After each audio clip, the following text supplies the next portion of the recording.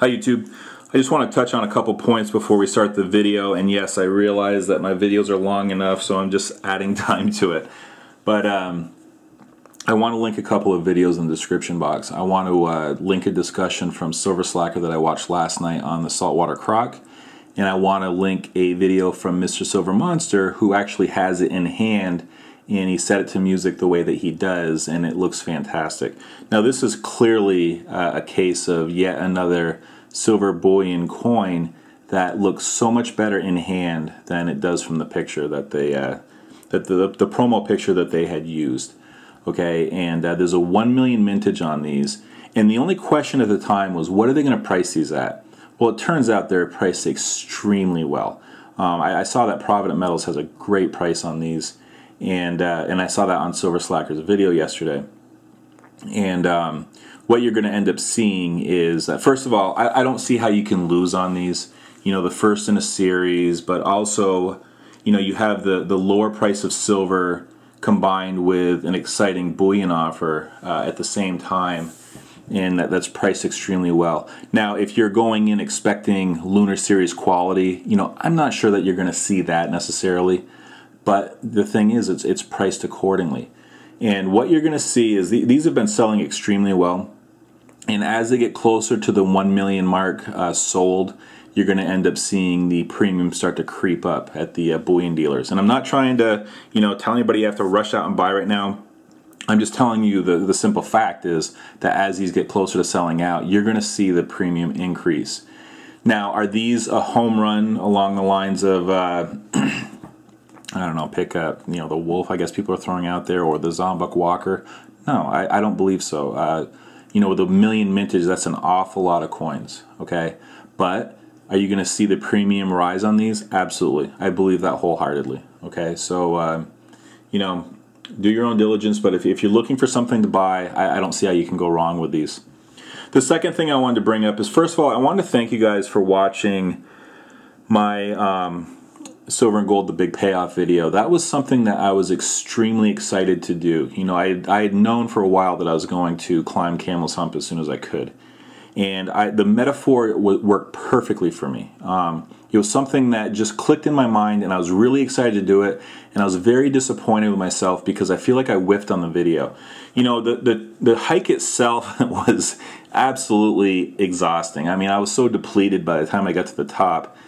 And you know, you can't, that hike is so, there's so many tree roots and so many rocks, I mean big rocks, the whole way up, and it's an unforgiving trail. It's a constant, you know, march up, and I didn't have time to really organize my thoughts or anything, and you know, by the time I got up there, I basically had writer's block, and I was very disappointed in myself because the metaphor is absolutely perfect. You know, basically, you know, I wanted to point out that, you know, people were passing me on the trail because you have guys that, you know, actually use that trail to train for mountain races. So, you know, but you have to go at your own pace. You know, you can't pay attention to people running by you. But the big thing was, and this is where I really blew it, was when you set your goals, and I mentioned in the video that when you buy your last piece, and what I meant was when you would set a goal for yourself and you got the last piece of that goal, you know, that's not your last piece forever because you're going to set new goals. But when you reach that goal that you're looking to achieve, you know, you're going to look at your accomplishment, and it's going to be as fulfilling as it was in that moment of climbing that mountain and just looking around. And that's the big payoff. You know, so that's just, like I said, I was very excited to do the video. I feel like I failed on the execution, but, you know, you guys have been very kind, and I appreciate that, and it was a pretty great experience. I had a quick video also. I might upload it. It sounds a little preachy, and I didn't really mean it to come across that way. I might upload it anyway, just because. But it's not really meant to be that. You know, you're kind of caught up in the moment a little bit. So yeah, I just added 4 minutes to my video. So last year I had done a full stack video, my full stack rate and critique, and you know, I tried to make it a little bit different and fun, right? I asked everybody to kind of you know, tell me what was wrong with my stack kind of thing, and even though I know there's nothing wrong with it, you know, and let people say their piece. And one of the comments in the comment section was from Palladium Ballerina, and she nailed it. And what she said was, and I'm paraphrasing, she said, excellent variety, you're ready for good times and bad. And I'm like, she nailed it. She nailed it. You know, I've always talked about having a diverse silver and gold stack. Okay, and you know, it's funny because I don't look at what I have as this big monolithic thing. I don't just think to myself, okay, there's my silver. I actually look at it as each individual piece is different, because each individual piece sells differently on the market. You know, whether we want to believe that or not, the simple fact of the matter is that it does. You know, pandas sell a little bit different than kookaburras, which sell a little bit different than the Lunar Series, which sell a little different than the Garsopa bars, which sell a little bit different than the Zeus coin, right? I mean, when you look at it all, I know that, you know, there's a strong silver crowd, but the simple fact of the matter is different people pay different amounts of money for different silver coins. And, you know, I reckon no matter what you think is going to happen, you have to ask yourself this. If you're prepping for a dollar collapse, how much do you think you're going to need? I looked at Wikipedia the other day just to kind of brush up, and they only have it updated to 2012. There's 315 million eagles made. Okay, and a U.S. population of, what is it now, 320 million or so? Statistically speaking, if something like that ever happens, and silver and gold have the utility that we think it will, how much silver and gold do you think is going to be out there?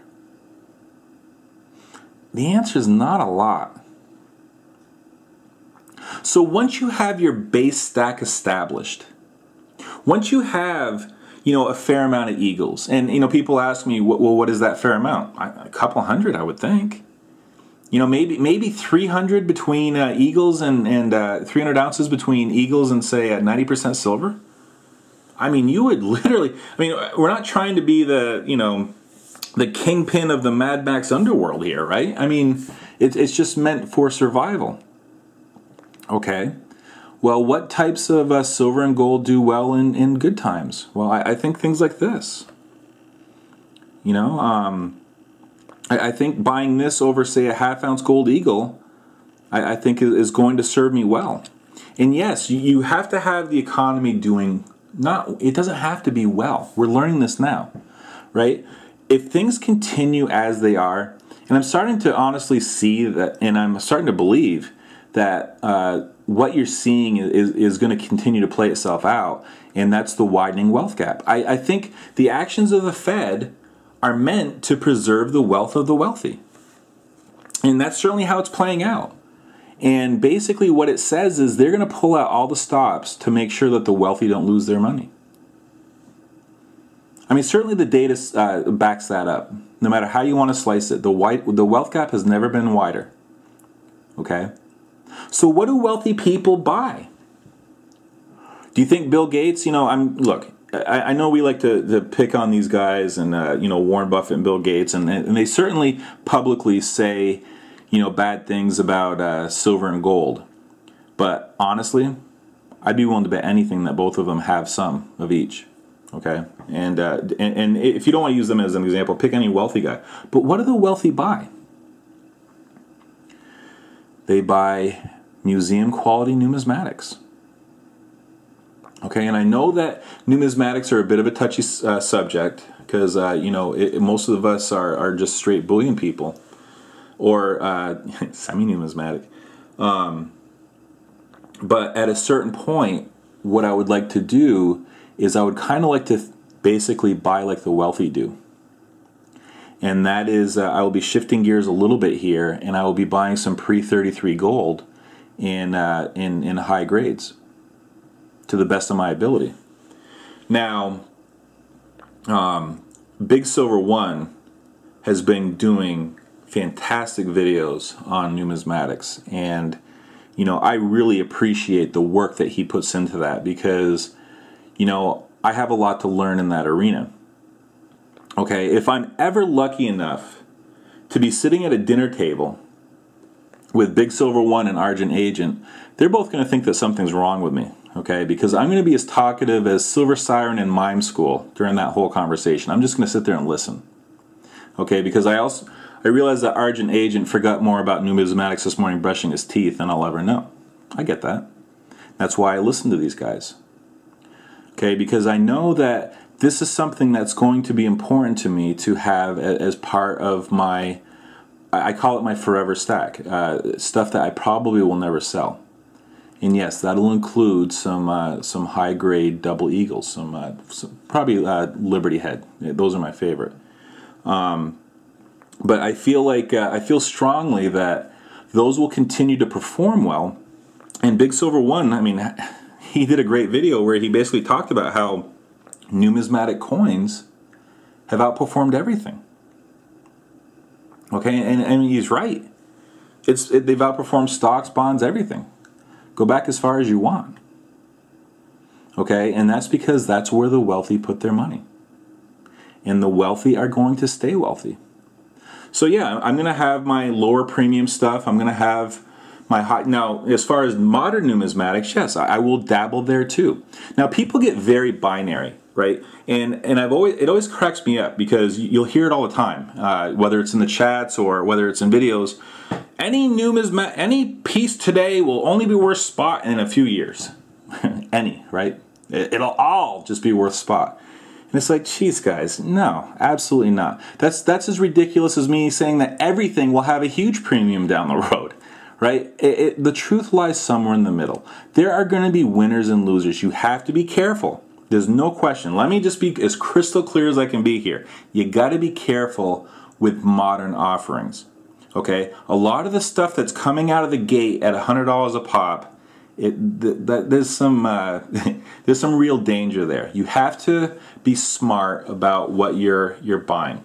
And for some, it'll be too complex and they'll just simply say, I'm not buying any of it, okay? Because they recognize that, you know, it's going to be a little bit more of a tricky landscape. And there'll be some offerings that seem like no-brainers that turn out to, that they stumble out of the gates. You know, the Mickey Mouse coin is a great example of that. How in the world that isn't a no-brainer, I have no idea. But for some reason, it's just not working. Now, down the road, could it be a success? Absolutely. Look, you know, Disney is an incredible global brand. And, you know, the Steamboat Willie coin may be sought after. Okay, and but all I'm saying is it's just surprising that thing didn't blow the doors off, similar to the baseball coin, similar to the, you know, the Gods of Olympus series. It just hasn't. So, but it is what it is. My point is that there will be winners from today. You know, and you know, obviously, I think the high relief lunars are fit that mold. But I am very careful with modern numismatics. Whereas pre-33 gold and even like high-grade silver Morgans, obviously, and seated Liberty half dollars obviously have a proven track record. Okay, so I'm certainly going to be kind of dipping my toe in the numismatic waters. And again, the reason for that is because I just feel like that wealth gap is going to stay wide, and the wealthy will keep doing what they're doing, and that'll put upward pressure on those types of coins. You know. It cracks me up because I remember an article a while back on how in the Hamptons, millionaires were complaining that billionaires were driving up the property prices.